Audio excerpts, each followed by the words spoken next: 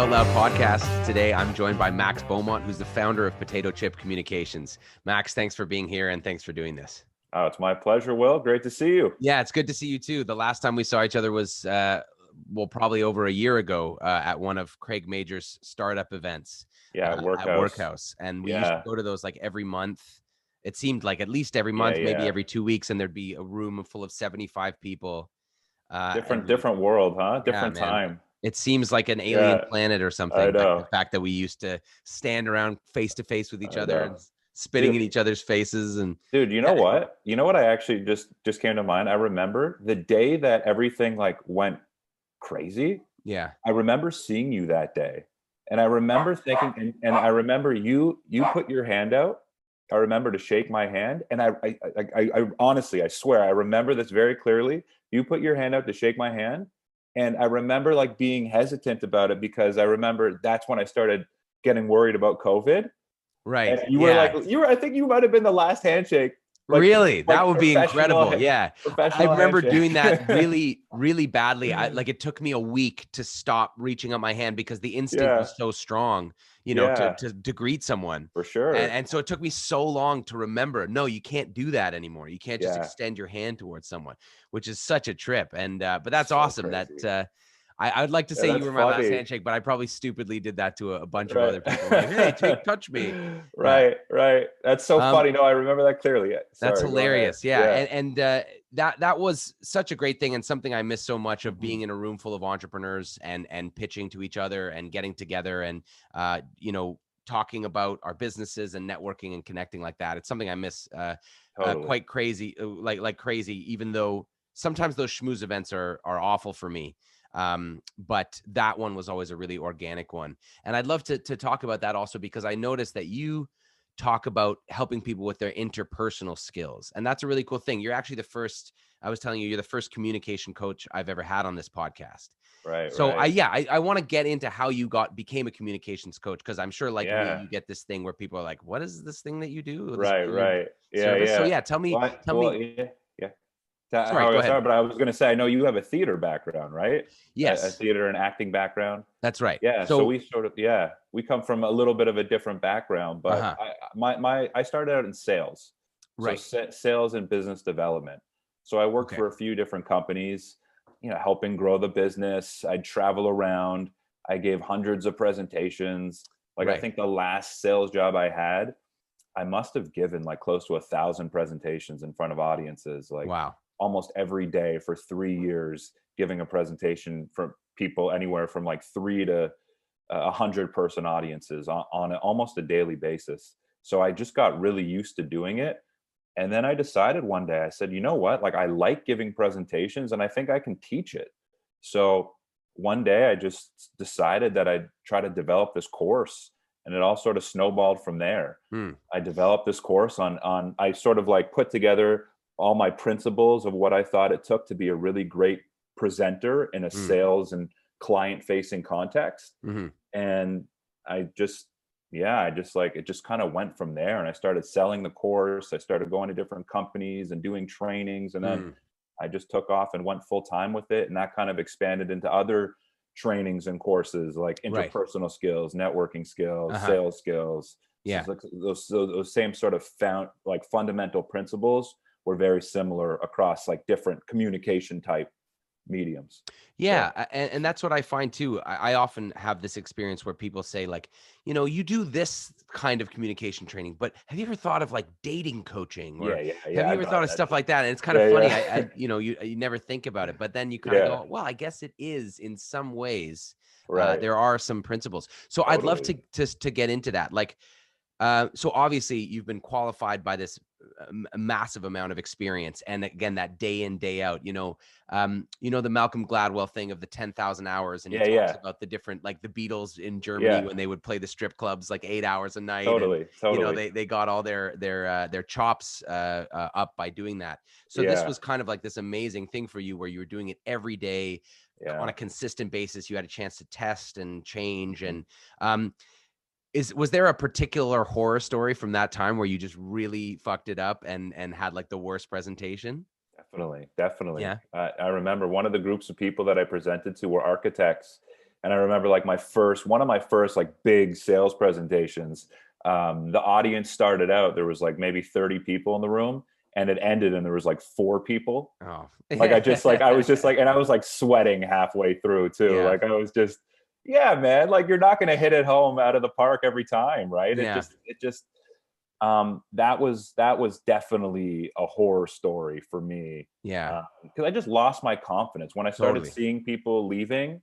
I just started getting in my head more, and I'm like, maybe I don't know my stuff, and It's so it's terrifying, that thing of yeah, like being rejected by an audience. That's why so many people have terrifying. such a hard time with it. It's like That's one of the feels biggest like, fears. Yeah, yeah, a rejection of you, and like a for casting out sure, from for your sure. peers and from the tribe. I always talk about evolutionary psychology. I know Like, you're big into that. I love yeah, that. yeah. Yeah, that's awesome. It's yeah, because to me it Yeah. makes so much sense that evolving in small tribes of people and having Mhm, to pitch your ideas to the tribe, like maybe there's food over the mountain, mhm. or like I don't think we should keep using these stone tools, or whatever that Yeah, was. yeah. If you had to do that and then you were wrong, or they thought you were lying or something, like they would kill you, or You're they'd out of like the kick group. you out, or yeah. Yeah, So to me there's a very good reason why there's such a deep-seated fear of presenting. yeah, But once you do what you do, like as many times as that, and you go through the worst of it, where yeah, like 90% of the audience gets up and leaves, and you're still yeah. okay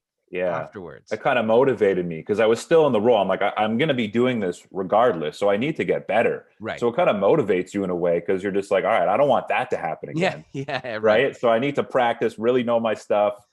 And the other thing to that point, too, I think why we're scared, and we can get into this later if you want, whatever you want. But I think maybe there's something in our evolution about all these predators staring at us. You know what I Mm, mean? Like we're up on yeah. stage, no, like let's say there's no podium, there's nothing to hide behind, and we've got all these eyeballs on us. So maybe there's just something threatening, like Right. unnaturally threatening of all these eyeballs on us, like Sure. predators essentially. And Yeah. it's just like, oh, like we're out in the open, we're vulnerable. And Yeah. we just Like like they our could instinct is to close off, right? totally. Yeah. Protect your ribs and Yeah, your vital organs. Yeah. exactly. Yeah. That's right. Exactly.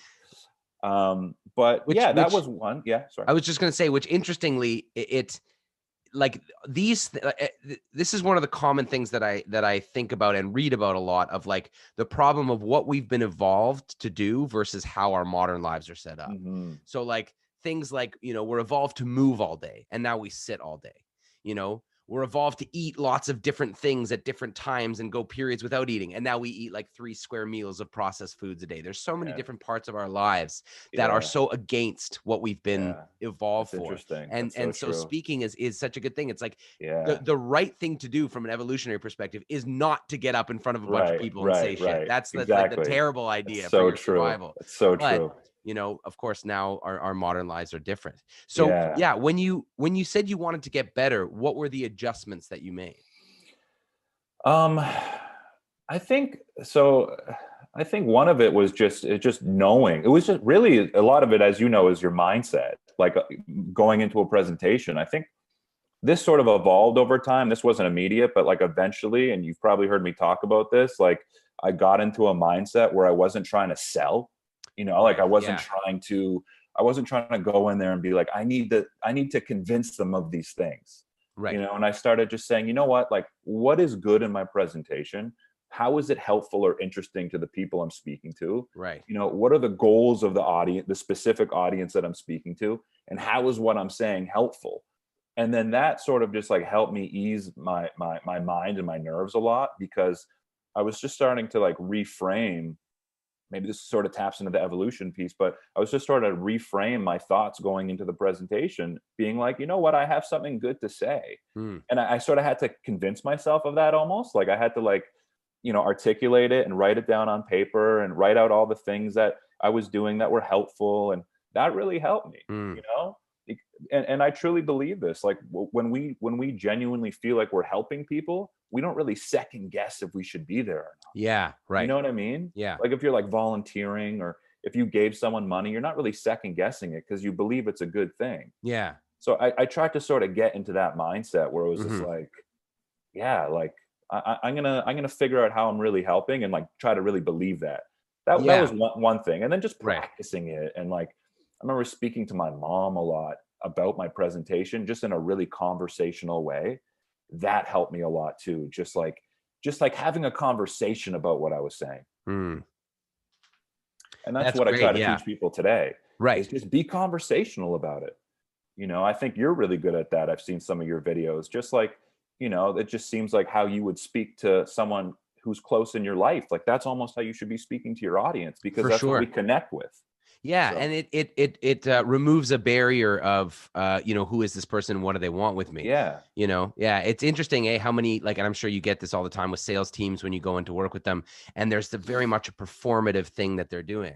Like, Totally. hey, and how are you today? Yeah, Alrighty then. Yeah, yeah. it's like, And yeah, then it's like, what are you, immediately a you've got your stranger, are guard you? up, right? You know, you're Yeah. just like, you Yeah, know? you're like, this is a performance. This is something that they need Right. from me. But if you're Exactly. talking in a conversational tone, it's such a good way to remove that stranger barrier, right? Totally. You kind of trick them into thinking you're sort of already friends. That's what I say often is when I get up to give a presentation, I just assume that the audience and I are already friends. I love that. Yeah. That's And I just go, awesome. hey guys, how are you? You know, Yeah. I care. I actually ask that question and I want to know, are you guys feeling good? Are you not? Exactly. Like, how's everyone doing? And that's important too, coming from that genuine place. Like and audiences are smart. Like they can sense on your body language. They can sense by your tone if you're being real with them.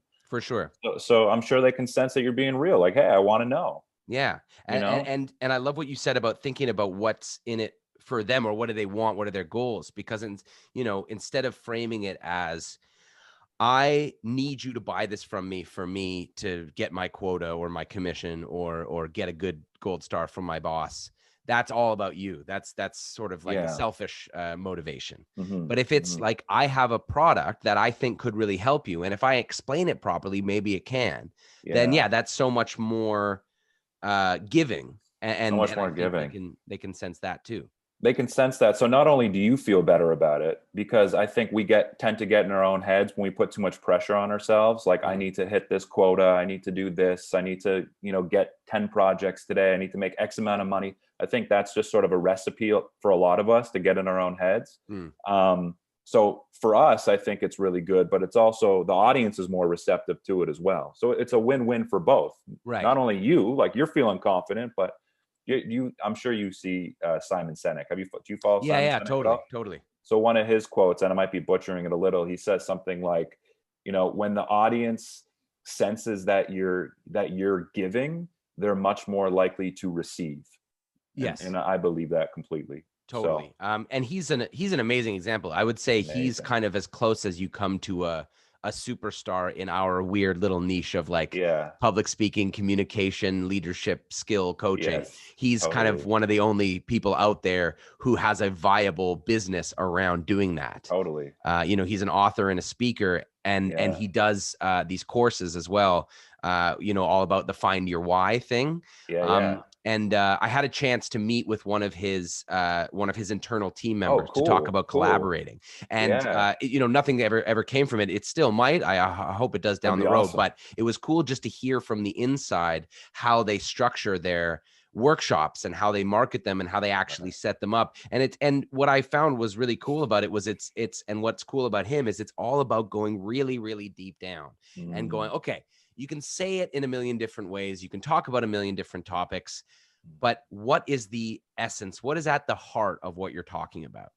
And if it doesn't matter to anyone, if it's not emotionally engaging, if it's not powerful, if it's not interesting, if it's not scary, if it's not something that's, you know, heightened, then, you know, there's no point. You can be the best speaker in the world, but if you're just like, our software solutions will improve efficiency by 3%, you know, nobody's going to want to listen. No one's going to listen. I really like kind of that approach where you go, okay, you know, and again, you said this, what's in it for the audience? What do they care about? What do people care about? What do human beings care about? I usually say there's the big 5 human concerns, which are time, money, health, relationships, and emotional well-being. Nice. And if you know, so for example, what were you selling when you were on the road? Like, what was the product? Fans. Ceiling fans and lights and lights. Yeah. So how did you real sexy stuff? Yeah, right. So how did you frame it in a way that that would make them buy in and wanna hear about it? I mean, I would look at, well, first of all, the company was really cool. Like, they did have awesome products that were actually sexy and smart and right. You know, I'm describing a product, not a person. Good adjectives for both. Yeah. Exactly. You know, I would look at like the goals of who the person I was speaking. So like, we'll go back to the architect example. Like, what are their goals? Their goals are generally to design a energy efficient, comfortable, and you know, aesthetically pleasing building. Like, those are Right. generally the goals of an architect, designing a building that's comfortable, energy efficient, aesthetically pleasing. So I would figure out all the ways that our product met those goals, right? Right. And I'd give examples and talk about stories that related to it, and I'd bring in some stats and some case studies. You know, I'd try to, you know, about this, try to use a little bit of logic, try to use a little bit of emotion, you know, like just sort of different appeals. And yeah. And so really just like hitting in on what they were trying to do. Yeah. And but the way I think about it is like, well, if they implement these products, not only is it going to help them do their jobs better, but it can make them feel good about getting a promotion. It could, you know, it could help them look good with their boss. It could, you know, make their client happy, and their client can give them really positive feedback, which will make them feel good. It can help them get more business, which is obviously a great thing that can help them with their families and help them. Like, you can extrapolate the why, extrapolate the results. That's what I would do. That's great. I would get excited about all the things that not only does this make their job easier and it can make them happy in that way, but it can extrapolate to so many different things in their lives. Yeah, totally. Yeah. And that's what I try to teach as well, is that thing about, you know, you could be selling a light, but the light means a more energy efficient home, and the more energy efficient home means a promotion, and the promotion means more money, and the money means time at the cottage with the family. And then that's where it is, right? Yeah, you see all these ads now. It's like, we take care of this so you can get back to doing what you love. And it's a picture of the mom with her kid or something, right? And that, I mean, it works because that is what people want to do. Most people don't want to do their job for its own sake. And that's kind of unfortunate in a lot of ways. I think as entrepreneurs, you and I probably, well, I'll ask you the question. I won't assume, I guess, is I do really love my work, although obviously there's a lot of hours I spend doing things that are really annoying, but I genuinely love my work. Would you say you feel the same way? For sure. Right. I love it. Yeah.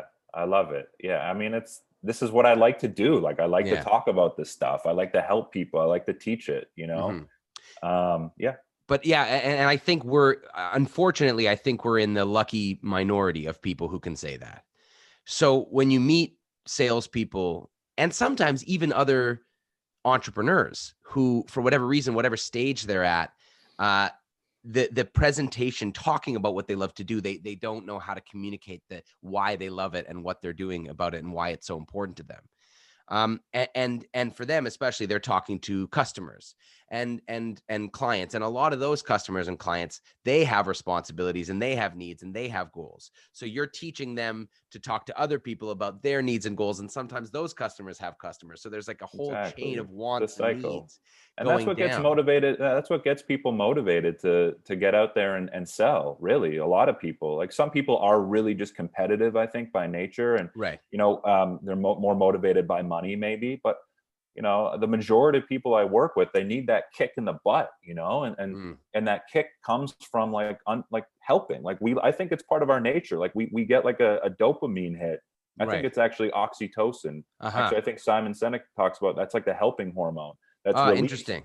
That's released when we help and we see people happy. So I think I get that like crazy. If I do a workshop that goes really well, and by go really well, I don't mean like, you know, I get a lot of leads from it, and I you know, get a lot of more opportunities, although that obviously feels good. But when people really seem to have it, when you really feel like you've ignited something and you think, okay, they're gonna like keep going with this, and I've actually helped them think of something in a new way or transform a little part of themselves. When I come off a thing like that, I'm high, no question. That's a high. That is quite. That's what people like volunteering. Like, obviously it's a selfless act to volunteer, but it feels good. Yeah, totally. And there's been studies on like how people, I'd be curious to hear your answer on this. People like giving gifts on average more than they like receiving gifts. Interesting. You know, I mean, I think the same concept, right? It's like, we like giving, man. Like, for sure.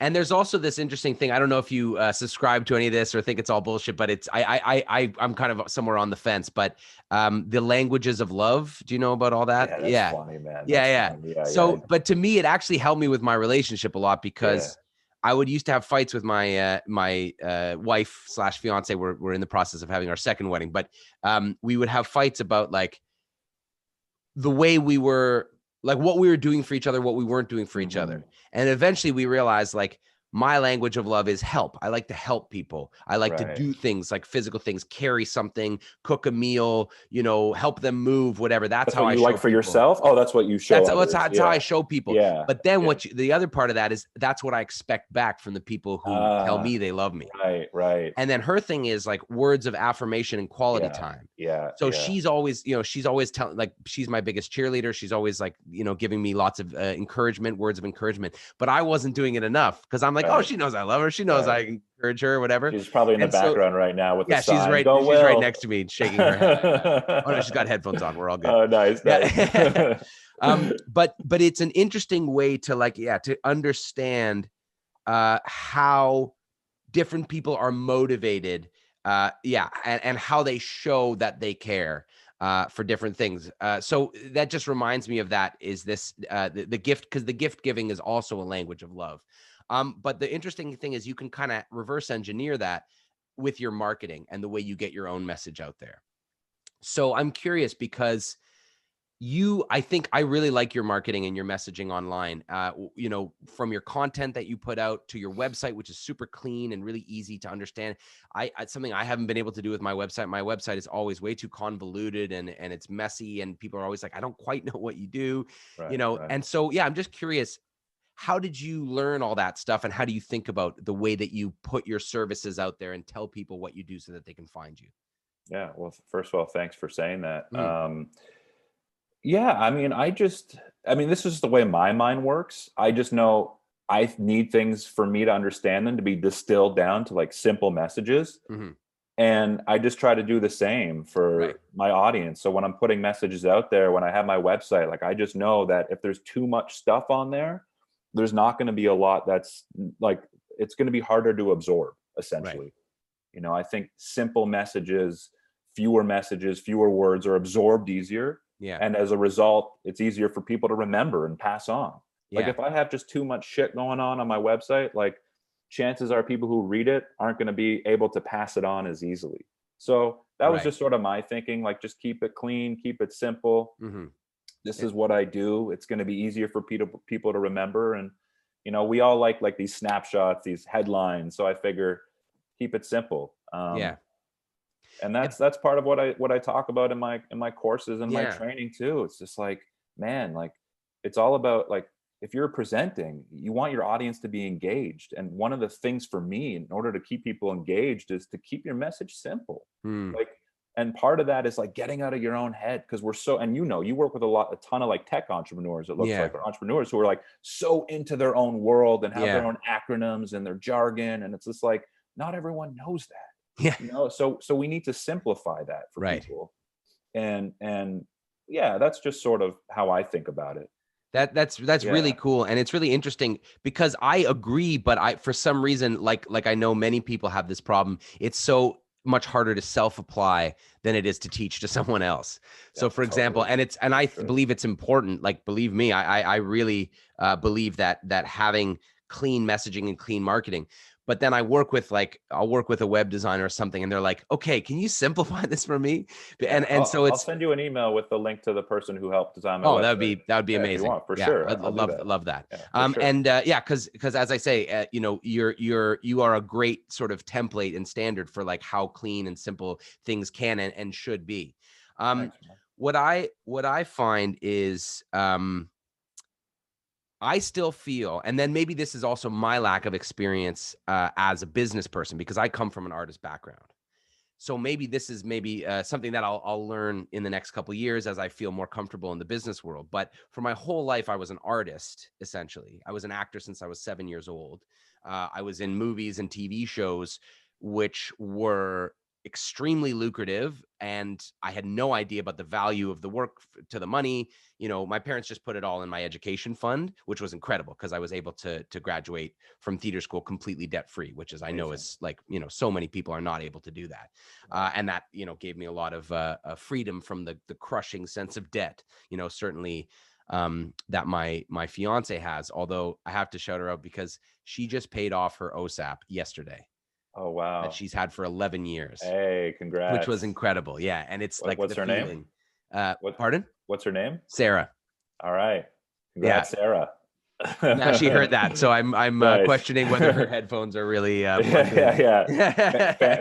Phantom headphones. Yeah, but which is amazing. And anyways, but coming from that mindset of artist doing work, not really understanding the money, and kind of my agent would handle all of it, or my parents when I was a kid. And then when I became older, it was still my agent was kind of like, you know, doing all the taxes for me. You know, there was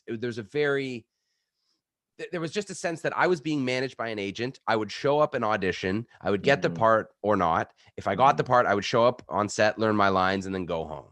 I didn't have to market myself too much. I didn't have to think about my brand, especially not back then. You know, now it's a little different for actors and artists. Right. But I didn't have to think about my online brand. I didn't have to think about marketing myself. And I didn't have to think about the business side of my art, really. Then I started doing this stuff. And now I have to think about all that. But I think I still probably have a bit of an inferiority complex. You're doing great. Because artists are like, they have so much to offer, obviously, but generally personality wise, artists are disorganized, they're flaky, you know, they're not You're great with creatives. money. You're creatives, right? You're creatives. Just, yeah. And it's really true. Most actors I know are terrible at math, terrible with money, terrible at punctuality and showing up on time and organization and stuff. And so, so when I try to communicate it, I feel like I want to overstate my value and overemphasize it and say so much to prove that I belong here. You know what I mean? And so, I'm curious to hear your thoughts about that. That's interesting, you know, that you're saying that, because I mean, you do such a good job, man. I just want to say that you do such a good job. Like, obviously we follow each other's stuff. Yeah. You know, we have each other on LinkedIn. I see what you post. Like, you know, you really do. And like, you really, like, the first thing that strikes me about you is you're a professional. Like, you really are. So, I mean, I guess it's one of those things that takes a while to learn, because how long would you say, like, when you launched, so when you launched your company, you had these 3 years on the road kind of experience. Do you feel like that made you, when you started, feel like, oh, okay, I've got this, but you still had that sense of... I still deal with that today. Right. I still deal with that today. I mean, so before the 3 years of presentations, I was also giving like hundreds of presentations at my other jobs. I worked for a film distribution company where I was selling film and TV shows to different executives and TV channels.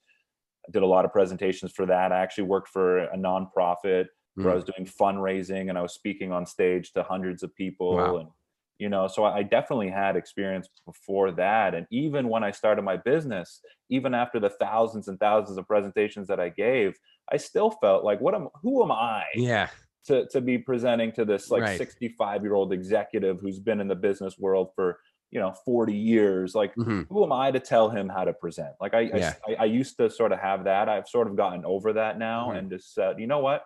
I know what I know. Actually, one of my friends gave me a really good analogy. Maybe this can help you. Do you watch basketball at all? Doesn't really matter. Yeah, a little bit. Okay. So it's just like Nick Nurse is the coach of the Toronto Raptors. It's like, he's not even close to being as good as any of the actual players on the team, but he's their coach. Yeah. And he's able to help them improve their skills. Right. You know what I mean? Like, you don't need to be the Michael Jordan of public speaking necessarily to coach it, to coach and help people. You can just be really good at understanding what works, what makes people tick, how to analyze people, how to motivate people, how to inspire people, how to break down concepts. So I'm not sure if that's really answering your question. No, it does, totally. And it's so good to hear. Like, I always, it's one of those things that we all know about imposter syndrome. We all know the phrase, like, everybody feels this way. We all know those ideas, but what I love about this kind of work, and especially this podcast, is that I get to talk to entrepreneurs kind of on a weekly basis. And I try to get into this sort of stuff. And it's just so nice to hear that people who are maybe have a different background than you, that you sort of judge as being superior or more legitimate, and to hear that they still have these I just gave a seminar on Tuesday. I gave a webinar for a company, and I was like still like a little nervous, like going into it. And I was like saying to myself, I'm like, Max, you've done this so much now. And then I'm like, you know what, maybe after this one, then I won't be nervous for the next one, or I won't be, you know, but it's just like, maybe, but I think you always will be. And certainly from, I know that I did one yesterday too. And I was like, I was fine up until I joined the Zoom thing like 5 minutes before. And then my breathing became shallow. I started panicking in my head and going like, oh shit, maybe, you know, maybe I don't know what I'm talking about. Maybe they're not going to like it this time. Maybe this is all going to crash and burn. It's crazy how we go there. Yeah. Do you think it's useful to us somehow, that level of nerves? Like, you know, I've heard a lot of actors talk about that, to like use your nerves, channel your stage fright, channel that excitement. Do you find you're able to do that, or is it just a battle for you? No, I'm able to channel it. Like I'm able to, I'm able to turn those nerves into excitement a lot of the time. You know, like the whole thing we were talking about earlier about just sort of reframing my thoughts around it. And then just like, even for this conversation, like 5 minutes before, I was just like, man, I'm excited to talk to Will. And just sort of like getting in my head about it. Like I actually am looking forward to it. Like I like Will. I like what he does. He's a good guy. Like we get along well. Like, you know, we'll probably have some good banter. Like, you know, just sort of thinking about that. Rather than, I hope I'm like eloquent and cool and sound great and look great and every word is perfect. Yeah, exactly. And the audience doesn't connect with perfect either. No. You know, that's the other thing. Yeah, when you talk about the audience being smart, it is really true too. Like when people are too polished, and I don't know if you have the same feeling towards like Toastmasters. If you get people from Toastmasters, like I find that. Yeah. So we'll talk shit about Toastmasters for a while. You know, first of all, just disclaimer: Toastmasters is great for people who are like need some help. They need support, a community. They need some practice, and they want to do it in like a safe environment. That's a great option. It is great, but like everybody I get from Toastmasters is like very polished, robotic, and it's very overly rehearsed. They have an counter. Yeah. Is that a question you get a lot? Yeah. How many ums am I saying? How many should I say? How can I stop saying Who gives a shit? Who gives a shit? Yeah. Like if your audience is into it, they're into it. You know, if you say is somehow a bad thing to say, or you know, sure, if it's taking up every other word of your presentation, then yes. But if you're Justin Trudeau, exactly. I have to say, Justin Trudeau has that thing that everybody makes fun of, where he goes, and we have to get Canadians back to work, and he's super rehearsed, like he's overly polished, and he says way too much. Right. Yeah, I know he's brutal. We need to approach him and say, Justin, let us we'll do a let combo. us help you. We'll do it.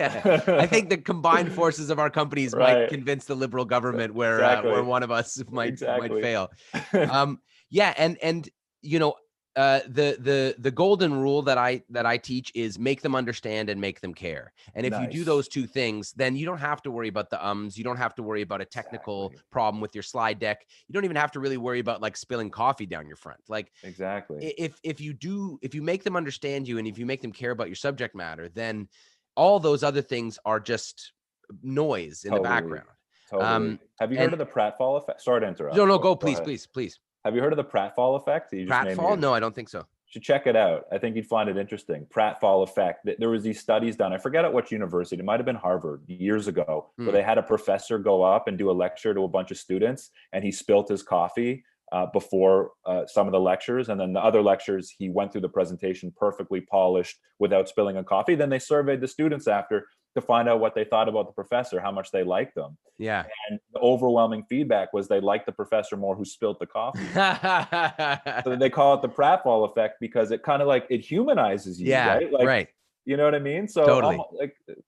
Anyway, so yeah, totally. Everything you were saying, that's what it's all about. That's hilarious. I tell people that too. You know what I wouldn't have thought though is that it's even, I wouldn't have known. I would have guessed what I guessed you were about to say is that it was the same. No, it's even more. The caveat is as long as you're perceived as competent. You still have to be perceived as competent in your subject matter. As long as you're perceived as a competent person in your subject matter, then you can make some mistakes, and that will actually engender rapport between you and your audience even further. Yeah. So. That's what, like, there's another sort of branch of this kind of work that we haven't talked about yet, which I'm curious to get. And again, I don't want this to make us like a shit talk session about every other, person who does this, but there is this kind of cottage industry of like, let me teach you how to be a badass like me kind of thing. Right. And I wouldn't necessarily put Tony Robbins in there, but he's just an easy, famous figure. It's basically like, let me teach you how to be a success. And the personal brand is at the front of that. And it's this larger than life figure stepping out of private jets and, posing beside Lamborghinis. And it's sort of this thing about like, alphamindset.com or whatever. And it's like all this kind of stuff about like, and when I see that, I kind of think that those people honestly must be kind of trapped by what they're selling, because if you're selling like super slick, super cool, super successful image, then when can you spill a coffee? True. That's a good point. Like, when can you be a human being? If you're selling like a superhuman image. That's a good point. So it seems like a sort of dangerous deck of cards. And I think that that's mostly who you and I are probably helping and talking to, is people who maybe have some kind of desire to be that. But then I think what I'm hearing from you too is that we would try to say, don't try to be that. Don't try to be Mr. Cool or Mrs. Successful. Like, I don't think I've come across too many people that like want to be Mr. Cool, like Mr. Alpha Male, Mr. Cool. Maybe, but I don't think it.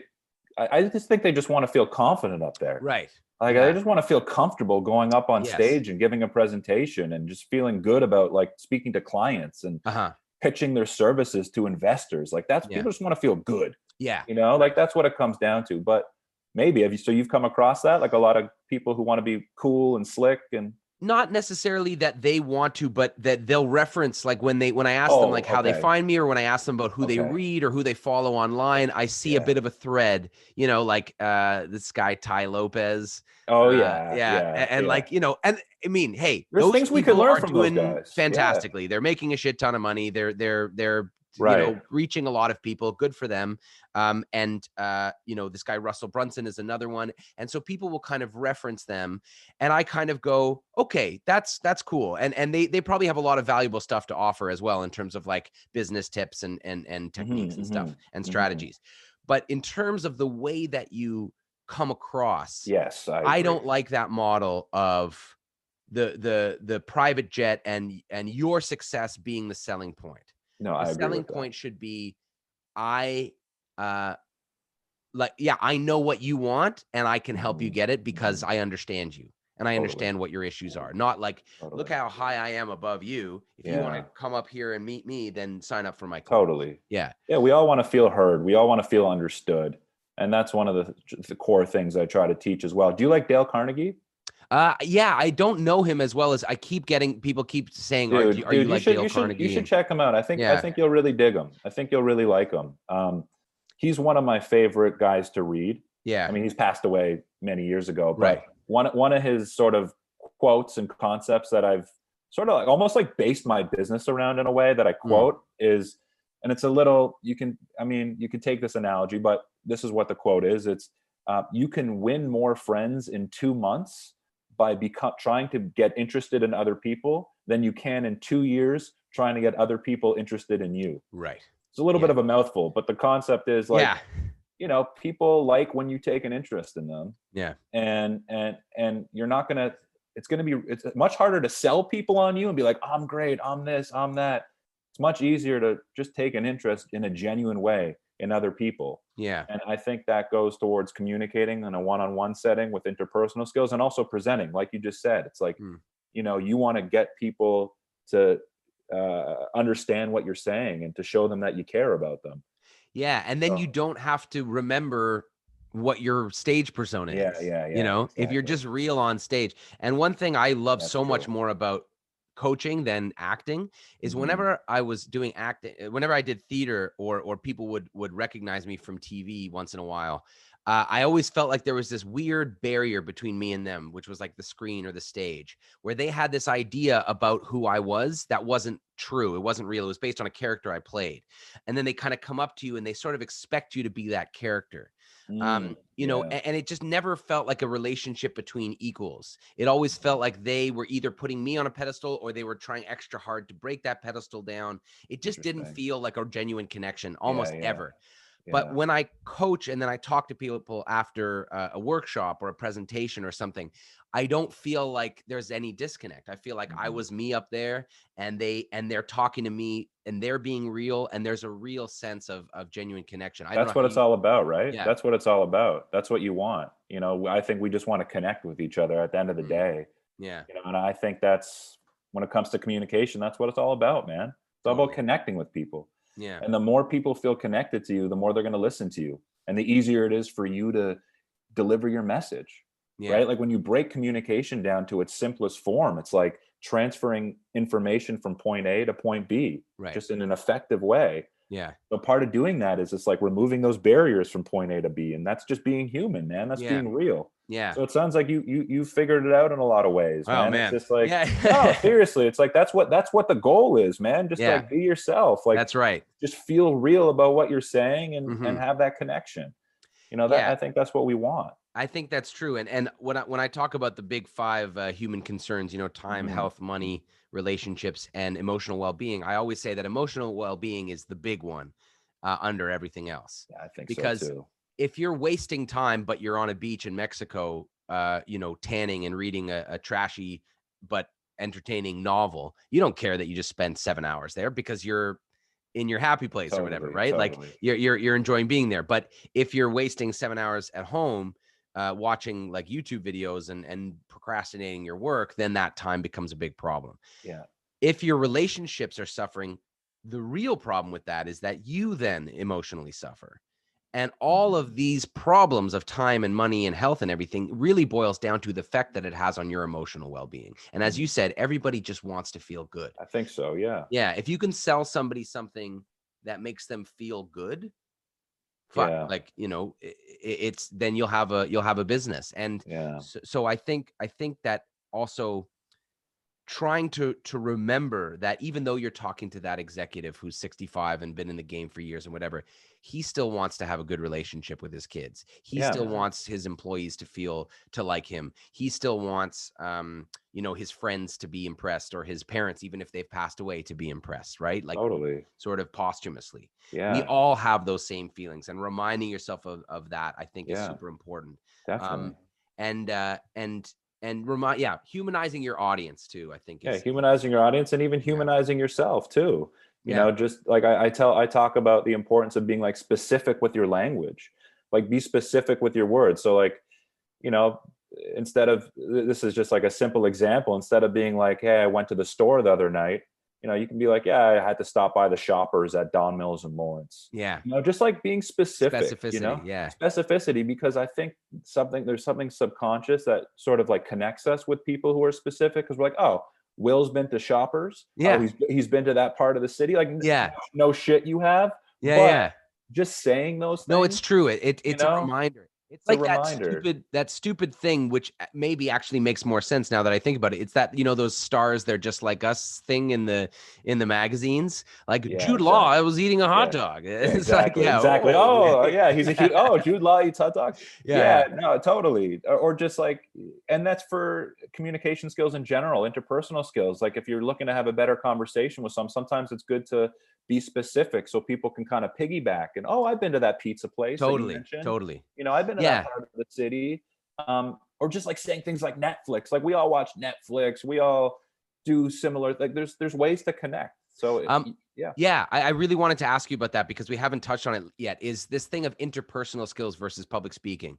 What do you tend to find people's most difficult struggles with interpersonal communication, and how do you help them? And then third part to that question, which I hope we can cover before we end today, is what do you do now in this COVID situation? That's a good question.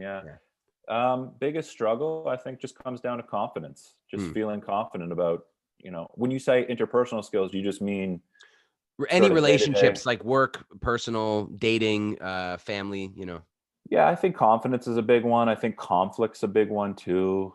Um, I think it goes back to the concept of just encouraging people, like, hey, you can be yourself, and when you're expressing your concepts to other people in your workplace or your partners, like, just try to do it like you would express those ideas to your mom or to your Yeah. brother, to someone you feel really close with. Mm. Like, that's how you should be expressing yourself to people, Mm. just in like the most real way possible. Um, and then another big thing is just like listening. A lot of people don't really listen, and I'm not saying that it's not coming from a malicious or selfish place necessarily. I think it's just coming from a place of them being in their own head, Mm. and sort of waiting for a response and wanting to look good. So I think Practicing what they're about to say in their head. Yeah. exactly.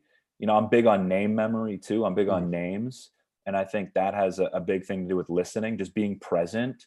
And I think, to me, that's like the easiest thing you can do to improve your interpersonal relationships, is just try to like genuinely be present and Yeah. listen, because people can feel it.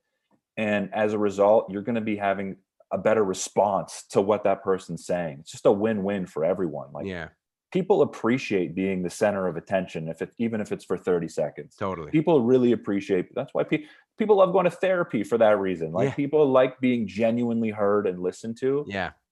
So I think that's a big part of just like improving your interpersonal relationships, is just Mm-hmm. taking that time to listen. Right. And then the last part of your question The was COVID, the COVID thing the is COVID just, situation now, like for people to yeah, communicate like you and I are doing right yeah, now, how do they get over this sense that they're yeah. sitting in their living room and the other It's person's in their hard, living room? man. And No, I yeah, mean, man, we could talk. I'm sure me and you can talk all day about this type of stuff, but yeah, nothing replaces face-to-face communication. But thankfully, we're in a time where we have Zoom. yeah, It's like a good time almost to have COVID, and like yeah, in the time frame of the world, right. because we can see each other. So I Yeah, always just tell people, man, like, turn on your cameras, like, yeah, like, let's just connect. This is like, man. let's take this time to connect with people. Like, I Show feel like people your face. I feel like we're connected. Totally. If this was a phone conversation, it wouldn't have the same effect. It wouldn't have the same impact. Like, Hmm. and you're clear, like, you're in the screen. I can see your face. So I tell people, like, make sure your camera's on. Make sure you're in the center of the screen. Like, Yeah, I actually just moved into a new place, so I need to figure out my lighting setup. And I have this like freaking Amazon ring light that I bought that yeah, keeps like wobbling. I'm gonna have to get a new one. But yeah. just like, you know, I Light talk yourself up. I talk about body language a lot, and how big of a and body language includes is a big part of it is your facial Yeah, expressions, right? right. And your gestures. So it's just like, let people see all the elements of communication as possible, and that includes your facial expressions. And if they can see your gestures, like, the more people can see, the more effective your communication is, and the better chance you have of connecting with them. Right. Have you heard of the communication formula? No. It's there's this dude, Albert Morabian. He's Oh, a yes, the Yeah, Morabian model. Yes. Morabian model. Yeah. So he talks about body language, tone, and words making up communication. Yeah. Body language and tone making up like 93% of it. Right. I sort of take that with a grain of salt, Sure. Yeah. but essentially what he's saying is just like, hey, like, we put a lot of emphasis on people's tone and body language, and Yeah. we've I all heard it's how you say it. You totally. know.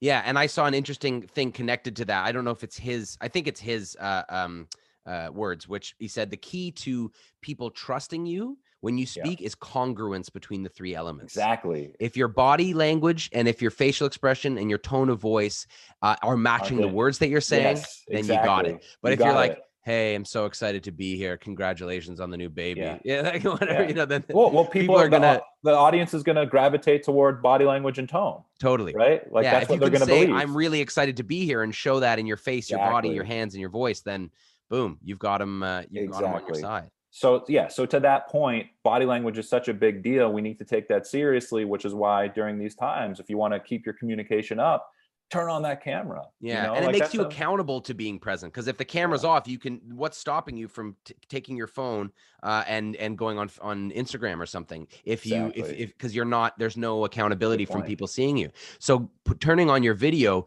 makes you aware that you're there and being watched, but that's a good thing, because you can truly be present. Right. You might get caught picking your nose. Yeah, that's right. I mean, if you're Jeffrey Toobin or that dude that was masturbating on CNN, then that's a problem. But yeah. But you get energy out of this, and I think you've talked about this before, like mood contagion or mirror neurons. Yes.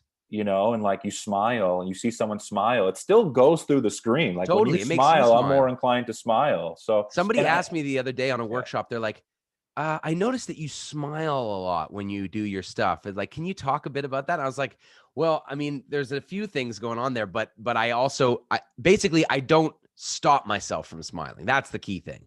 I don't force it if I don't feel it. But there's no reason for me to not smile. And I feel like a lot of people are constantly trying not to smile because they think it's professional.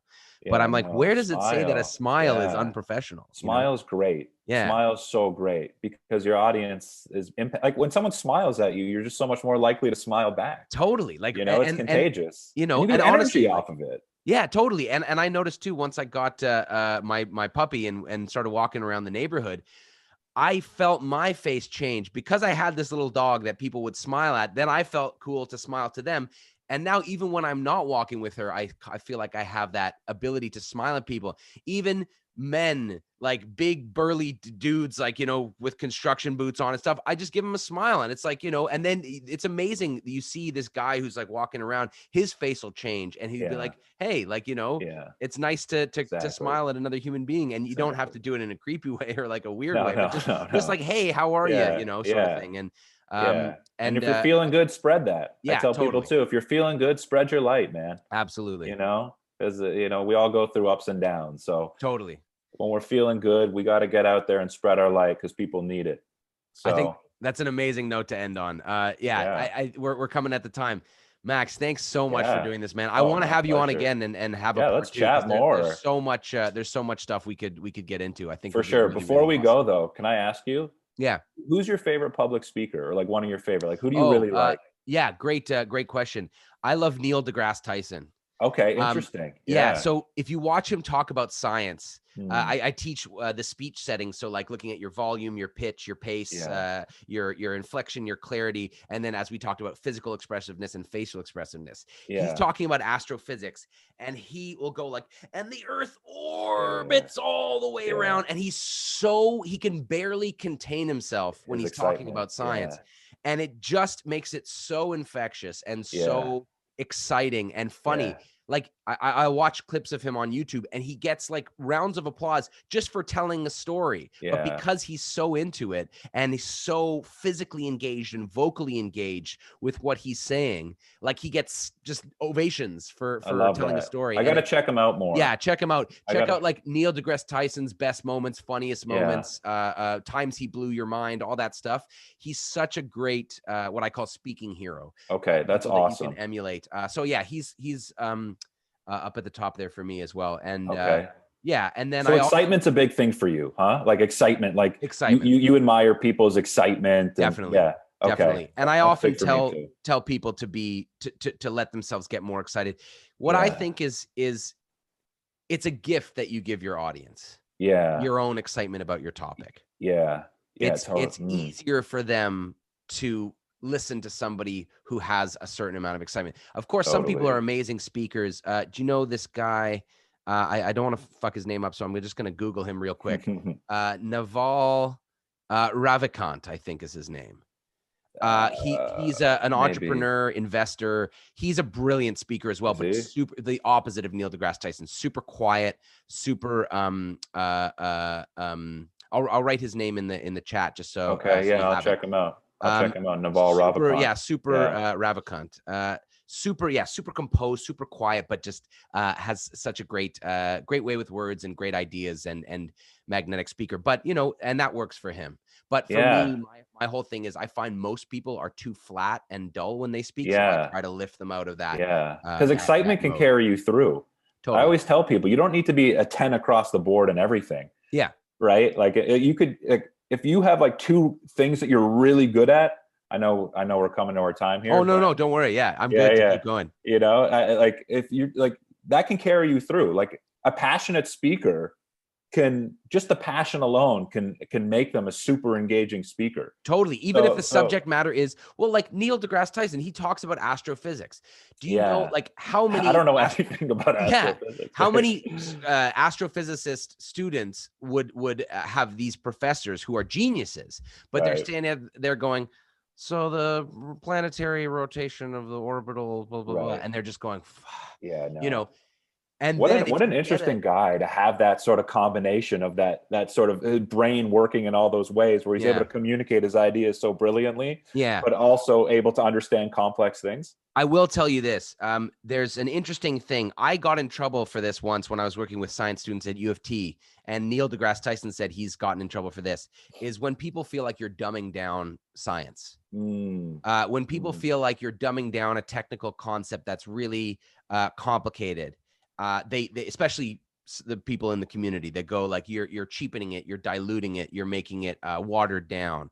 And so Neil deGrasse Tyson has been accused of that a lot, as was Carl Sagan before him, because Carl Sagan had that show in the 70s or the 80s, I think. Well, I just disagree with that, but anyways, and so a lot of members of the community went like, how dare you sully this? I mean, but you see that everywhere, right? Like in jazz, you see the hardcore jazz guys, and then they'll see somebody who maybe fuses jazz with a bit of pop, and they go just like, oh, get out of here. How dare you sully jazz like that? Right. Damn it. Ruin the integrity. Purists. I get it. In general. But I always say, like, if you can make a complicated or obscure or technical or difficult thing appealing to people, what a great thing that is, just to pique the interest, get them into it. Then if they want to go study and do their PhD, then they can go into deep, but like just to spark that curiosity. You're making things accessible to a wider group of people, and that's I think that's freaking awesome.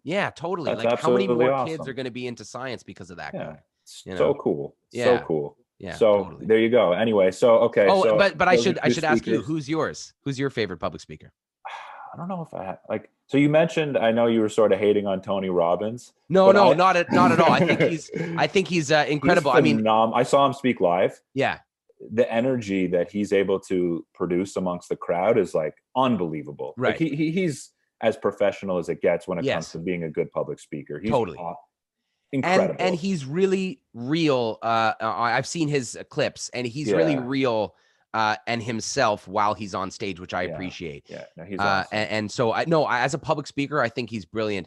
I think the issue is not so much, it's not so much him not being good at his craft. I sometimes wonder about the business models there. Fair enough. No, I'm a little sketced out when I see his YouTube ads come up and stuff like that. For sure. And I remember the Netflix documentary, I'm Not Your Guru. There are people like, this guy spent all his life savings to be here, and everyone's like, woo. And I'm like, are we clapping is that a good thing? But I think he honestly believes that he can help transform people's lives, and it seems like he has. And if it does, then that's great. And if that's what they need to kind of get over make them feel better. And I know a lot of people who say Tony Robbins is the real deal and legit, and I do think he's like, I just think he's an incredible speaker, but I also really like Gary Vaynerchuk. I really like him because he's so authentic, he's so off the cuff, and he just wants to fucking help. Exactly. Like, he's as real as they come, in my opinion. Totally. I love him. And he's so he's the opposite of polished. But he's just so effective, right? Like, you want to listen to him, and he's just believable because he's speaking from the heart. Totally. So I love him. I like Gary Simon Sinek. I like Brene Brown a lot. She's really great. She's really great. Her talk on vulnerability was awesome. Do you know the woman, Terrible Thanks for Asking? I'm blanking on her name. I'm gonna look for it now. Nora McInerney. Sorry, I'm butchering her name probably. But Nora McInerney, she has a podcast called Terrible Thanks for Asking, and she's got a TED Talk. And she's been through like some really traumatic deaths in her family and in her life. But she has a way. Her whole thing is helping people talk about those moments. Interesting. And she is a brilliant speaker. Awesome. I think she's amazing. Awesome. Yeah. Yeah. Who else comes to mind? Those are the ones that come to mind right now, but there's a lot. There's a ton. Totally. Anyway, There's Will some, Greenblatt. well, Will Greenblatt, Max Beaumont. That's right. Yeah. I think, you know, people who are searching to be real and authentic and help people, it seems like there's a common thread throughout those speakers for you and me. Like we value those kind of people, the helping, the authenticity, yeah, passion. That's a big one for me. Authenticity and passion. It seems like those are the threads there. What do you think of Obama's speaking skills? Yeah, I mean, I love Obama as a speaker and as a personality. Like, he's so great. You know, he just captured my imagination and attention like he did with so many people when he was running, and I was like, oh my God, this guy's incredible.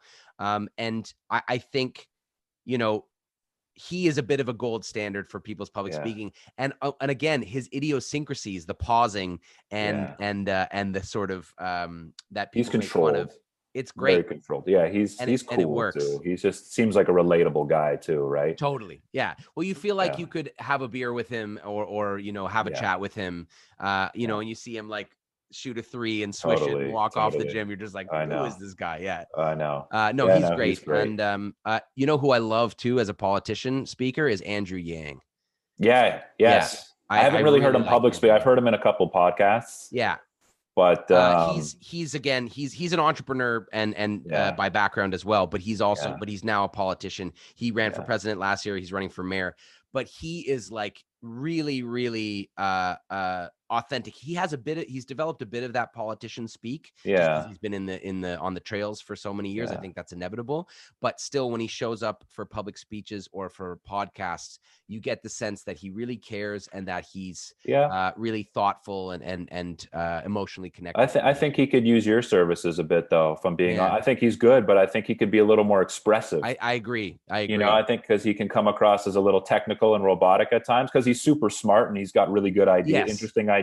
So it's like he suffers from that tech entrepreneur, Silicon Valley robotic kind of thing a bit, for sure. Yeah. So anyway. But you see, when the tech Silicon Valley guys try to get excited, then you get that Windows 98 release thing with the guys on stage doing that thing. Right. Yeah, which can be a little awkward, but that is one of my favorite memes on the internet is the Bill Gates and all those guys. Oh, I don't know if I've seen that one. Set to you know, modern gangster rap songs. Okay. And so they're just like they're kind of doing this awkward white guy dance, and then you play these like bumping tracks in the background. I haven't seen that. Yeah, I haven't seen really good. But we should definitely connect again, chat again. You know, anytime, whether it's a podcast or whatever. I would love to. Great to chat absolutely with you. Love to. And you know, I think you're doing such great stuff. It's really nice also to geek out on this stuff with someone else. So I know, sure. Thank you so much for doing this. It was really, really definitely great. Man. Yeah, for sure. Okay. Later, we'll talk soon, man. Oh, sorry. Where can people find you? They can find me. They can go to my website, potatochipcommunications.com. Cool. They can. I have a YouTube channel where I actually analyze different people's communication skills. Awesome. Yeah, I saw the one you did with I did a Drake one. Drake, that was great. That was really good. Thanks, man. Yeah, I love doing that stuff. That's like my favorite stuff to do, is sort of break down people's public speaking skills, what we can learn from them and stuff. It's such a good idea. So your YouTube channel is just Max Beaumont? Yeah, just Max Beaumont. Potato Instagram, Potato Chip Comms. Potato Chip Communications. And you can send me the links, and we'll post them all on the under the podcast and the video. Awesome. Okay. Appreciate it. Amazing, man. Be well. We'll talk soon. To you soon. Later, Will. Okay. See you. Take care, man. Bye.